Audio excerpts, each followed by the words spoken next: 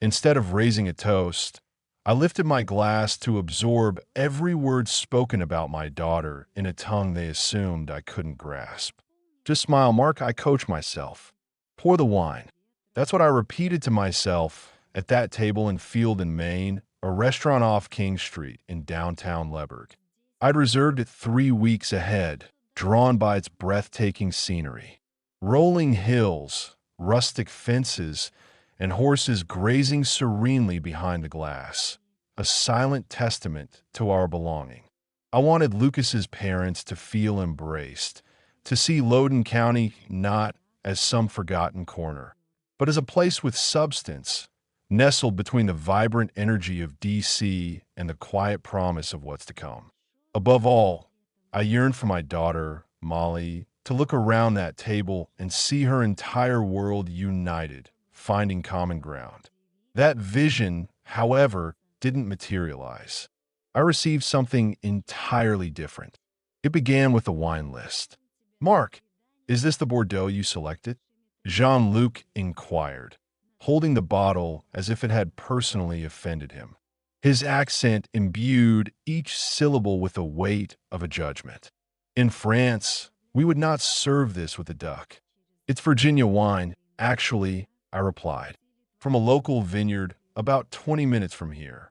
Jean-Luc placed the bottle down with a faint hiss. Ah, how resourceful. Beatrice offered a smile, the kind one might give a child proud of a simple crayon drawing. And what is it you do again, Mark?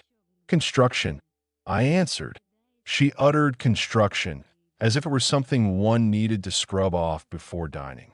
Contracting, I clarified. I build things, custom homes mostly now. How practical, Beatrice remarked, turning her attention back to her wine. Practical, as if I'd confessed to collecting bottle caps. I let it pass.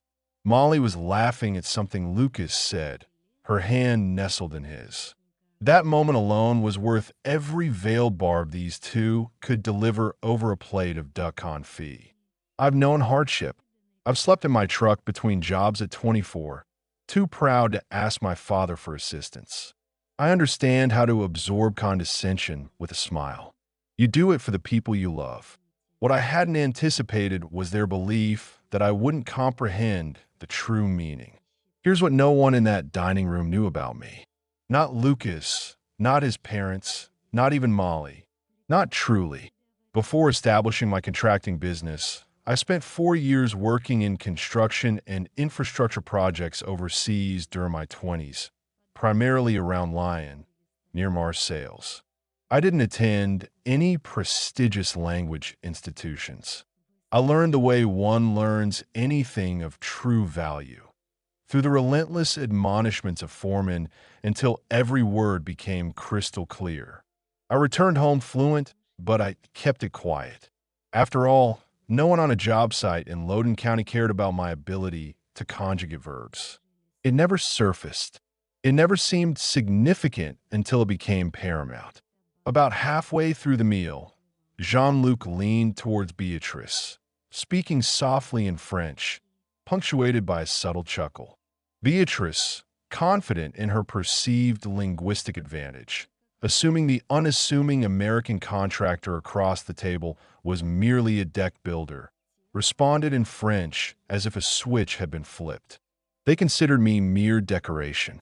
I maintained a calm demeanor, continuing to cut my chicken, and listened intently. They first discussed Molly's attire. Beatrice described it as jolie, pour du pret-à-porter, pretty for something off the rack. Jean-Luc then mimicked my earlier pronunciation of saucisson, eliciting a laugh from Beatrice, who hid her amusement behind her napkin. Minor insults, certainly cruel, but seemingly insignificant. The kind of barbs one could overlook if necessary. Beatrice then glanced past my shoulder, her gaze falling on a small display of local artisan work near the hostess stand. It appeared to be a rotating collection of pieces by builders from the surrounding county. There, framed under glass, was a photograph of a bookshelf. My bookshelf, The very one I dedicated 4 months to crafting for Molly's room when she was 11, using reclaimed oak from a barn that once stood where our house now resides. I had meticulously sanded each shelf by hand. Molly had used it to display her horse riding ribbons until she left for college. Beatrice tilted her head, a quiet, amused expression on her face. "You probably found it at a dump," she murmured. "Americans have no taste. They just bolt cheap wood together and call it craftsmanship." I set my fork down, not with a clatter, not to make a scene, but deliberately. A stillness fell upon me, a quiet that, to those who knew me, signaled a profound shift. She was speaking about the shelf I had built for my daughter. She was dismissing 4 months of my life as if it were mere refuse. No one at that table registered the change. Lucas was refilling his water glass. Molly was surreptitiously checking her phone beneath the table, a smile gracing her lips. Beatrice took a slow sip of wine, clearly pleased with herself, as if she had just delivered a perfectly timed punchline at a party where no one understood her language. Except I did. I looked up. Jean-Luc met my gaze first, a fleeting look, a subtle test to see if the American had registered anything. I smiled at him, an easy, warm smile that conveyed an air of complete contentment. You know, I began in English, placing my napkin in my lap. I've always believed that the things people create with their own hands reveal more about them than any purchased item. Wouldn't you agree, Jean-Luc? Jean-Luc blinked. Indeed. Excellent. I continued.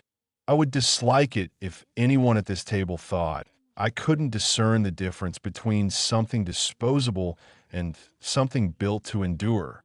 I let the statement linger for precisely 2 seconds, long enough to make an impact, but not so long as to appear confrontational. "You have no comprehension of what you've just said in my presence, and I shall not enlighten you. Not yet." That should have been the most trying moment. It wasn't. 20 minutes later, after the dessert plates had been cleared, Beatrice leaned towards Lucas, not Jean-Luc this time. To her own son, she asked, "Casual conversations are about the weather. Is everything ready?" Lucas nodded, barely glancing up from his espresso. "Almost next week, I think." I maintained my composure, my attention seemingly focused on my coffee, feigning disinterest. "What papers? Ready for what?" I didn't grasp the full implication at that moment. That clarity would come later, in fragments over the following days, as these revelations often do. But I gathered enough. I heard a name, Fiducie Trust, and I caught a phrase from Jean-Luc that unsettled me far more than Beatrice's remark about the bookshelf ever could. "Le père est tellement désespéré pour l'approbation. C'est pathétique." The father is so desperate for approval. It's pathetic. And then Lucas, my daughter's fiancé, the man who had sought my blessing 4 months prior with tears welling in his eyes, or so I believed, chuckled. A genuine chuckle. And he said, "That's why it works. He wants Molly to be happy, so badly he'll sign anything. I told you he's predictable." He then turned directly to me, as if a switch had been flipped, reverting to English and taking Molly's hand across the table. "Are you having a good time, babe?" he asked, his expression mirroring the same warm, doting look he'd worn since day one. "The best," Molly replied, leaning in to kiss his cheek. "He is not marrying my daughter. He is performing the act of marrying my daughter." And I just witnessed the dress rehearsal. I sat there, my coffee growing cold before me, observing the man my precious daughter was about to build a life with hold her hand with the same hand he had just used to dismiss her father. Predictable, and worse, to brand her a mere means to an end I had yet to fully comprehend. I felt an overwhelming urge to stand. Every fiber of my being compelled me to rise, to cast my napkin onto the table, and to demand from Jean-Luc, in his own tongue, precisely what papers he was so eager to have prepared. "Don't. Not yet. Not here." Because here's the truth about fatherhood, a lesson learned the hard way. If you erupt in a restaurant over something your daughter cannot even comprehend, you cease to be the hero of the story. You become merely the jealous, controlling father who has ruined her engagement dinner. Molly would defend Lucas. She would apologize to his parents on my behalf, and I would have handed them precisely what they desired. A justification to portray me as unreasonable before this entire affair had even commenced. So I smiled. I paid the bill, leaving a generous cash tip, and escorted my daughter and her fiancé's parents to the valet. I shook Jean-Luc's hand and told Beatrice the evening had been wonderful, and in a way she would never comprehend until it was far too late for her to alter the outcome. I meant every word. I got into my truck, an old Tacoma I've owned since before Molly could walk, a vehicle patched up more times than I can recall. I sat in the parking lot for a considerable duration before turning the key. They believe me to be a fool. They think this is already concluded. I reflected on that bookshelf. I thought of 4 months of sanding and staining, of a piece of furniture Beatrice had dismissed as rubbish, unaware that the man who crafted it was mere feet away, privy to her every word. I considered the papers. I contemplated the word provisable, predictable, and how it was used to describe my own daughter, as if she were a mere line item on someone's ledger. And there, in that parking lot, with the engine idling and my hands on the wheel, I made myself a solemn vow. I will not utter a single word. Not yet. But I will ascertain precisely what they believe they are getting away with. And when I do, I will allow them to explain it to me themselves in whatever language they find most comfortable. I shifted the truck into reverse and drove home slowly, as I always do on nights when my mind is too preoccupied to trust myself with a yellow light. Molly texted me before I even entered the house. "Dad, thank you for tonight. It meant everything to me that you tried so hard with them." I sat in my driveway and read that message twice. She has no inkling of what I overheard tonight, and it will undoubtedly break her heart when she learns the truth. But it will be a much cleaner break than what they have planned for her. I texted back, "Anything for you, sweetheart. Get some sleep." Then I placed a call to an old acquaintance from my days in Lyon, a man named Noah Pierce, who had transitioned into corporate risk consulting after leaving the field. Noah was the kind of person who knew people in Europe. It was nearly midnight. He answered on the third ring. "Donovan, it's been years. Is everything all right?"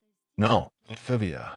I need a favor, and I need you to be exceptionally good at what you do." They believed the most arduous part was behind them. They assumed all that remained was administrative procedure. They were oblivious to the fact that I was the paperwork. Give them precisely what they anticipate: a grateful, unsuspecting father-in-law who simply desires his daughter's happiness. This became my assigned role for the next 3 weeks. Not as a contractor, not as a father, but as an actor. The morning after the dinner at Field and Main, I called Molly before I'd even brewed my coffee. "Hey, sweetheart, I was thinking, why don't Jean-Luc and Beatrice stay at the guest house for the remainder of the week? It would save them a drive back and forth from their hotel in D.C. Let them truly experience how we do things out here." A pause followed on the line. "Dad, are you sure? I know last night was a lot." "It was more than you know, Molly. I want this family integration to succeed." I stated, every word imbued with truth, albeit not in the way she perceived. "Let me handle this." She grew quiet, and I detected a palpable sense of relief in her voice. That would mean so much. "Thank you, Dad." I hung up and stood in my kitchen for a moment, gazing out at the guest house across the yard, the very one I had constructed with my own hands the same summer I built that bookshelf, back when Molly was small enough to hand me nails from a coffee can and consider it helping. "You desire a front row seat to my life? Very well, come in. Just remember, I can hear you from every room in this house, in every language you possess." Jean-Luc and Beatrice moved into the guest house that Thursday. Lucas remained at Molly's place in town, which was, in its own way, a relief. One less performance to orchestrate under my own roof. For the better part of a week, I played my part as if I had been rehearsing for it my entire life. I inquired about Beatrice's garden back in Normandy. I allowed Jean-Luc to critique my grilling technique during a Sunday barbecue. Virginia-style pulled pork, hickory smoke billowing from my old offset smoker in the backyard, and Jean-Luc standing there with a glass of wine, advising that the meat would be superior with the proper marinade. I nodded. I smiled. I said, I'll have to try that sometime. All the while, I meticulously cataloged every syllable that escaped his lips as potential evidence, because it was, indeed, evidence. I simply hadn't yet decided where to file it. You wish to underestimate me? Excellent. That is the only weapon I require. Thursday night, after Jean-Luc and Beatrice retired early, citing jet lag, though I suspected another reason for their fatigue, I sat in my truck in the driveway, my phone in hand, and called Noah Pierce back. Talk to me, I said. What did you find? Noah wasted no time with pleasantries. He never did. Mark, I've been doing this a long time. This one's ugly. Here we go. Jean-Luc Moreau's company, the import business he so proudly boasts about, is essentially a shell, barely operational. It filed for what is essentially the French equivalent of bankruptcy 2 years ago and has never recovered. There are tax liens on the family estate in Normandy dating back 3 years. We're talking significant figures, Mark.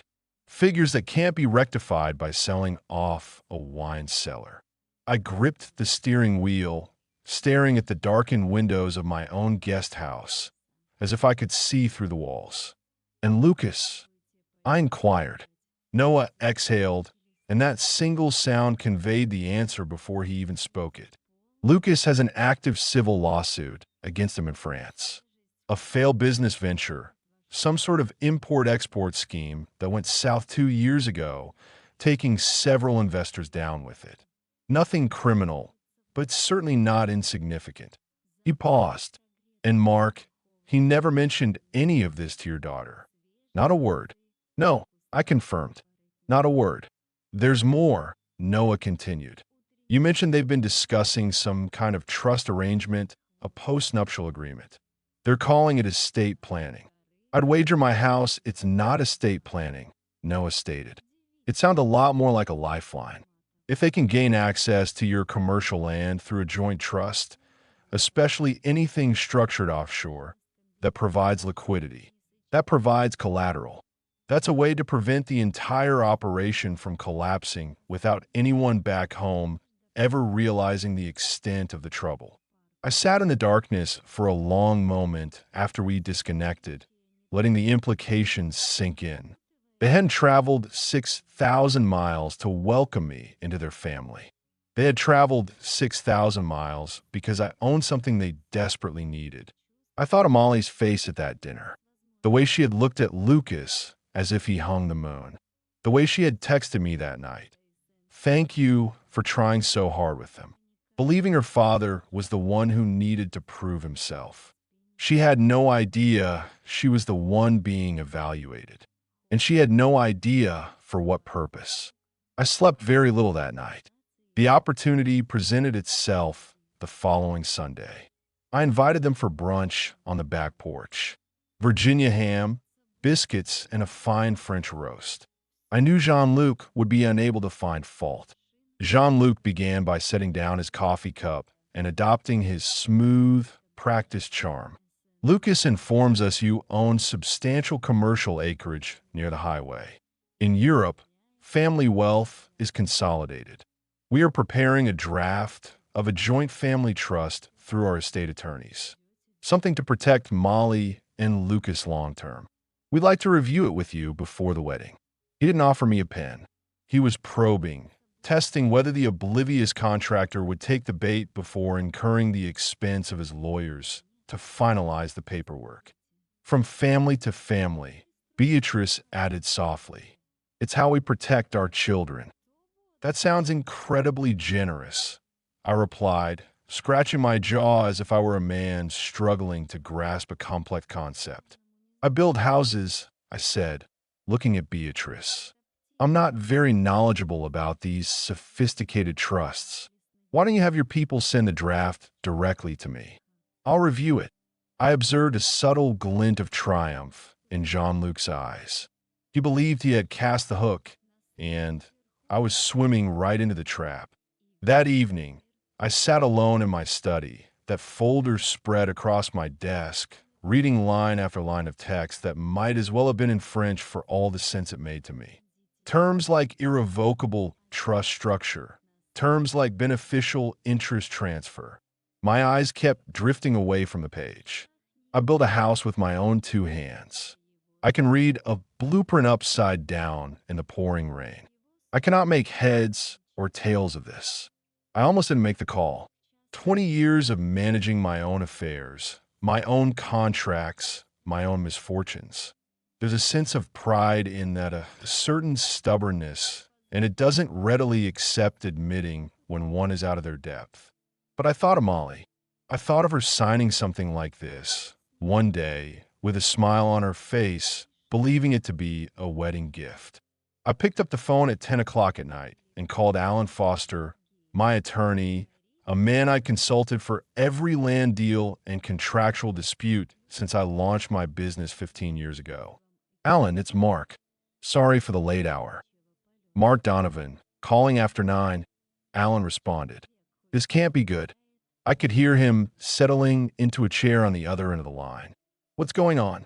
I can't make heads or tails of this offshore trust nonsense, I explained. I read him 3 lines directly from the page, slowly, so he could follow. There was a prolonged pause on his end, long enough for my stomach to plummet before he uttered a single word. Mark, Alan said, his voice dropping into that flat, deadpan tone he reserved for situations where someone is attempting a felony. This isn't a prenup, and it's not a family gift. It's an offshore cross-collateralization agreement. I tightened my grip on the phone, explained that in Carpenter's terms, Alan, they've structured this trust so that your commercial property acts as the primary loan guarantor for Jean-Luc's European entity, Alan elaborated. If his business defaults, which Noah's research strongly suggests is imminent, the offshore lenders will have an immediate, unappealable lien against your land. You aren't giving Molly a trust fund, Mark.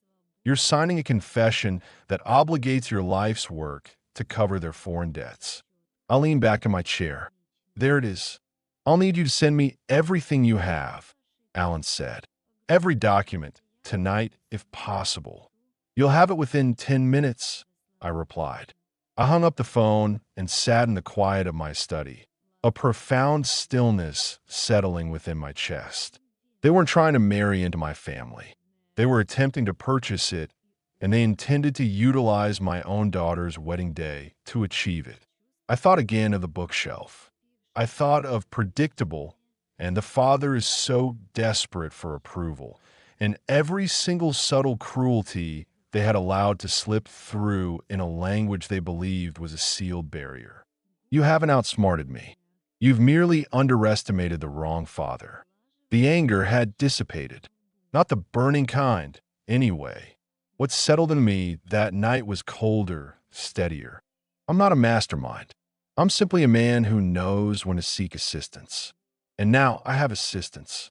The following morning, I found Jean-Luc on the back porch, sipping his coffee. In the same spot as always, surveying my property as if he were inspecting land he already considered half his. Not yet, Jean-Luc. Not ever, in fact. But you don't know that yet. Morning, I said, sitting down across from him. I read through that folder last night. He placed his cup down, his attention now fully engaged. That same practiced warmth spread across his face. And honestly, I continued, running a hand through my hair as if genuinely overwhelmed. It's a lot. This sounds wonderful for Molly. I truly believe that. But I want to do this correctly. Let me have my family attorney draft a clean, updated master contract, something simple, something everyone can understand. And we'll all sign it together at the rehearsal dinner in front of the entire family. I watched the realization dawn on his face. A flicker of surprise quickly melted into something akin to satisfaction. That's a brilliant concept, Mark, Jean-Luc declared, and I would have accepted every syllable as gospel had I not already gleaned a different account a mere week prior. A formal signing, a public spectacle. Profoundly significant, wouldn't you agree? You truly have no inkling of its immense weight. Just then, Beatrice emerged onto the veranda, drawn by the warmth resonating in her husband's tone. Upon hearing Mark's proposal, she impulsively clasped her hands together. "Oh, Mark," she exclaimed, "this signifies a great deal to us. It holds tremendous personal importance for me as well," I stated.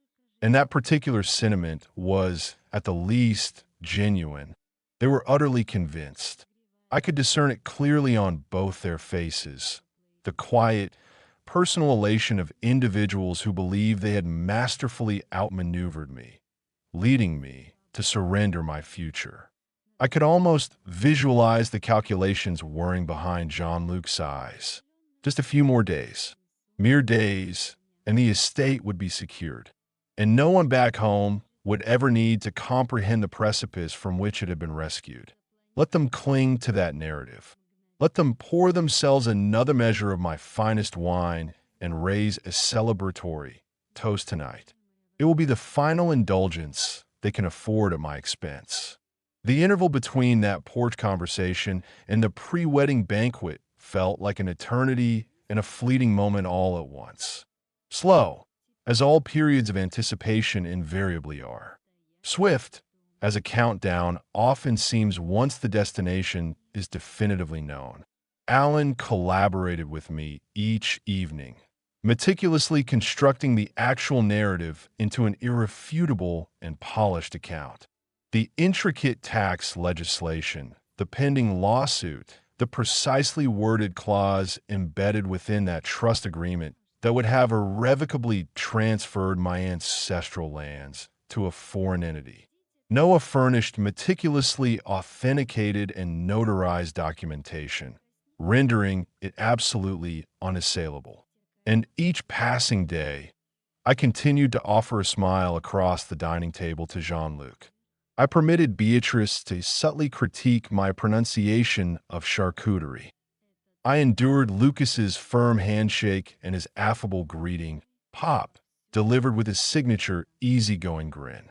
It was as if we were already kindred spirits, as if he hadn't, just 2 weeks prior, at a formal dinner, casually dismissed my daughter as predictable in the presence of his own parents. Keep that smile plaster on, Lucas. You possess no foresight into what awaits you. Molly, for her part, seemed to glide through those 2 weeks with a happiness I hadn't witnessed in her for years. She was immersed in planning seating arrangements, selecting her rehearsal dinner attire, and bombarding me with text messages showcasing centerpiece options, as if my opinion on floral arrangements had ever held sway with anyone. "Dad, what do you think?" she'd inquire. "White roses or the wildflower arrangement?" I contemplated that message for a considerable duration before formulating a response.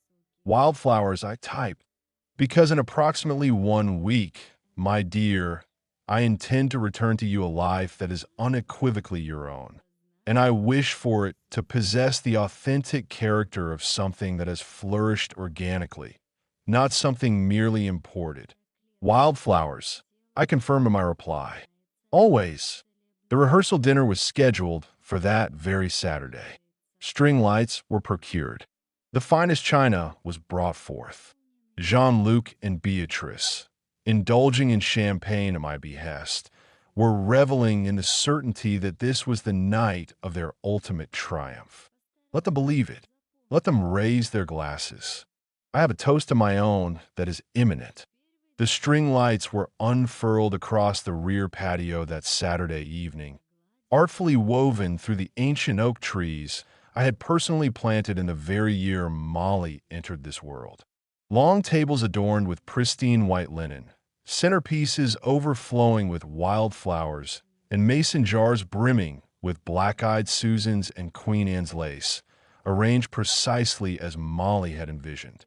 40 of our most cherished individuals were engaged in animated conversation, savoring beverages, and passing plates of succulent Virginia ham biscuits and grilled trout down the table, as if it were any other pleasant summer gathering. Yet it was not, and I was the sole attendee at this festivity, aware of the true undercurrent.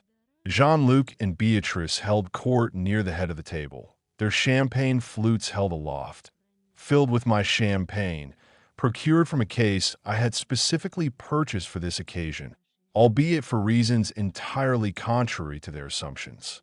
Beatrice was attired in a cream-colored dress that likely surpassed the value of my first pickup truck. Jean-Luc wore that same affable, condescending smile he'd sported since the moment we first encountered each other, as if his mere presence conferred a favor upon us all. 2 more hours, Jean-Luc, I mused internally. Savor the spectacle. I observed Beatrice leaning towards Lucas near the beverage station, her voice hushed, her gaze fixed upon me across the expanse of the yard. I was not positioned closely enough to discern the entirety of their exchange. The nascent strains of the band and the cacophony of 40 simultaneous conversations made it impossible. However, I had encountered enough of their discourse by this juncture to decipher the unspoken meaning from the curve of her lips and the self-satisfied tilt of her chin. "Regardless of your ears," she stated, and that fragment of her speech reached me clearly above the din. "Look at him, beaming." Lucas offered a wry smirk into his glass and murmured something in return that eluded me. Nevertheless, the words themselves were superfluous. I had previously recognized that particular inflection during our encounter at Field and Main, amidst the remnants of duck confit and what they had dismissively deemed worthless bookshelves. Proceed. Enjoy these final moments of perceived victory. Alan was also present, positioned discreetly to the side, clad in a blazer and nursing a club soda, projecting the quintessential image of a family friend rather than the individual holding a crucial folder in his vehicle, poised to dismantle the lives of 2 individuals.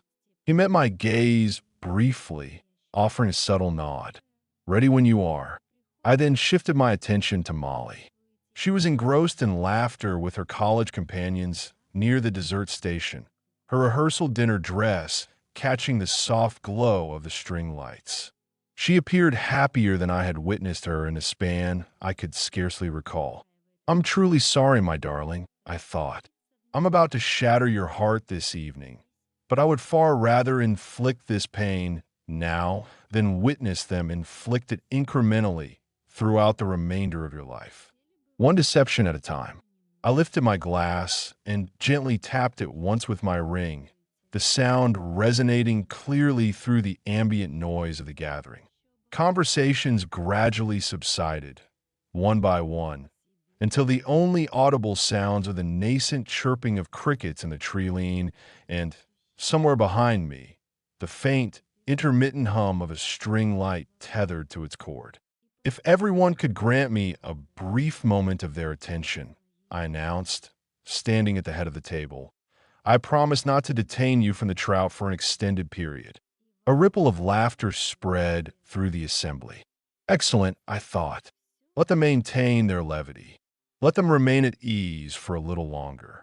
"Most of you are acquainted with me," I began. "I'm not particularly fond of making speeches.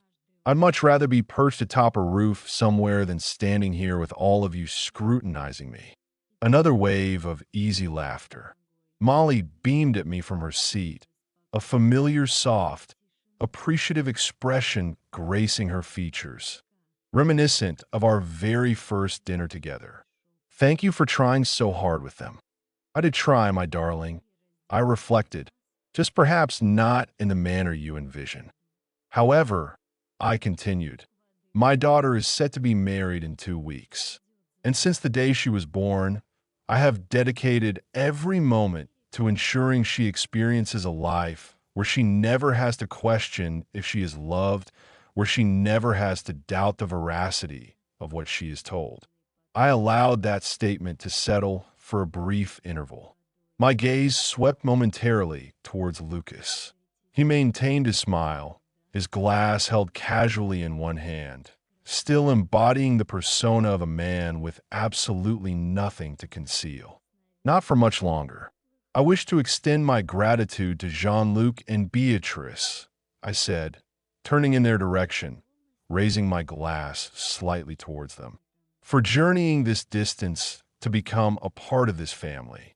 That is no small gesture. Traversing an ocean to be with individuals you scarcely know. Jean-Luc inclined his head, a practiced display of graciousness. The pleasure, Mark, is entirely ours. I have no doubt of that, I responded. Something in my tone must have registered, for I observed Beatrice's smile falter, albeit imperceptibly, just at the edges. It was akin to noticing a subtle draft beneath a door you had assumed was perfectly sealed. As our esteemed guests have traveled all the way from Normandy, I announced, turning to face the assembled company, my voice steady and composed, I believe it only fitting to honor them in their native tongue, particularly given their assumption throughout the past 3 weeks that I was incapable of comprehending a single word they uttered. I met Jean-Luc's gaze directly. The color began to recede from his countenance. Je continue. The accent I had carefully concealed for 25 years emerged with sharp clarity and effortless fluency. I watched Jean-Luc's glass freeze midway to his lips. Beatrice became rigidly still. For 3 weeks, I continued, my voice slicing through the quiet patio, you have spoken of my daughter as if she were a mere business transaction. You have ridiculed my work, disparaged my home, and labeled my daughter as predictable, all while conspiring to seize my land. Lucas shifted uncomfortably in his chair, his face flushing a deep red. Mark, please stop. Lucas, I interjected, my voice as cold as steel. Silence yourself. Oui, continuez. I turned back to the room, seamlessly transitioning back to English. I overheard every single utterance. The words landed upon the table like a dropped platter. 40 pairs of eyes swiveled, first towards Jean-Luc and Beatrice, then towards me, and finally, slowly, towards Molly, whose expression had morphed from bewilderment to something entirely different. Something akin to a profound disillusionment. Dad, she began, her voice barely audible. What? I am so sorry, my darling, I replied, and I meant it with a depth of sincerity I hadn't experienced in a long time. I had hoped you wouldn't discover it in this manner, but I could not bear for you to learn of it after the wedding. I reached down beside my chair and retrieved the folder Alan had brought. It was the same type of leather-bound folder that Jean-Luc had slid across my porch table just 2 weeks prior. The crucial difference was that this one contained no falsehoods whatsoever. 2 weeks ago, I stated, laying it open on the table for all to see, Jean-Luc and Beatrice requested that I sign a family trust. They referred to it as estate planning. A gesture of welcome into the family, they claimed. A gift. I turned to the initial page. What it actually constituted was the transfer of my commercial property into an offshore holding entity under the complete control of Jean-Luc Morrow. Gasps echoed around the table. Molly's roommate covered her mouth. Alan remained unobtrusively near the beverage station, allowing me to orchestrate the entire revelation. Jean-Luc's company in France, I continued, turning another page, is a mere shell. It has been in a state of collapse for the past 2 years. There are outstanding tax liens against his estate that predate this period considerably. And Lucas, I addressed him directly now, my tone devoid of anger, merely stating irrefutable facts. You have an active civil lawsuit pending against you in France concerning a failed business venture, a detail you conspicuously omitted from the woman you are engaged to marry in 2 weeks. That is not, Lucas began, partially rising from his chair. Mark, that is not what it— I have not concluded, I stated, and a certain resonance in my voice compelled him to resume his seat. Molly fixed her gaze upon Lucas, her expression one of genuine anticipation. The kind of expectant silence that accompanies the hope of being proven wrong about the most dreadful suspicion one has ever harbored. Lucas's mouth opened, then closed. It opened again. Molly, it's not what it appears to be. She cut him off, her voice surprisingly calm, colder than I had ever heard it. You call me cheap, she stated. You mocked my father's home. You manipulated me as a pawn in your family's scheme. She slowly, deliberately reached down and removed the ring from her finger, placing it gently on his plate, directly beside his untouched portion of trout. I was prepared to spend my life with you, she declared, and you intended to spend yours defrauding me. She stood. Instead of turning towards her friends or fleeing the scene as anyone might have understood, she walked around the table to my position. She did not seek refuge behind me. She stood alongside me, shoulder to shoulder. That's my girl. I turned back to Lucas, who had yet to fully regain his composure. His parents, flanking him, had become pallid and silent, cornered by their own pronouncements, which had now returned to them in a language they had never imagined could betray them. I handed Lucas a second document from the folder. This one was not the trust agreement. That is an itemized invoice, I explained, detailing every expense your family has incurred during your stay in my guest house, along with a formal notice requiring you to vacate my property by tomorrow morning. Jean-Luc finally found his voice thin and brittle. Mark, surely we can discuss this. We have discussed it extensively, I replied, apparently in 2 languages. I simply did not participate in the conversation until now. I picked up my champagne glass, the one I had raised at the outset of these proceedings, and took a slow sip, savoring the taste before setting it back down on the table with a small, deliberate click. Oh, and Jean-Luc, I added, I financed tonight's dinner from my peasant bank account. I would say you are welcome, but we both understand that thank you is not a phrase you employ sincerely. I gestured towards the driveway, then towards the guest house, its windows bathed in a golden light across the yard. The very same guest house I had constructed with my own hands. During the same summer, I had built that bookshelf. The guest house is unlocked, I informed them. You are welcome to occupy it for the night, though I would strongly recommend securing accommodation at a hotel instead. Their breakfast offerings are superior. A profound silence descended upon the table.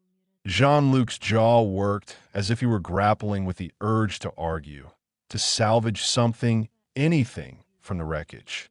However, nothing remained to be salvaged. Not with a folder brimming with irrefutable documentation laid open on the table.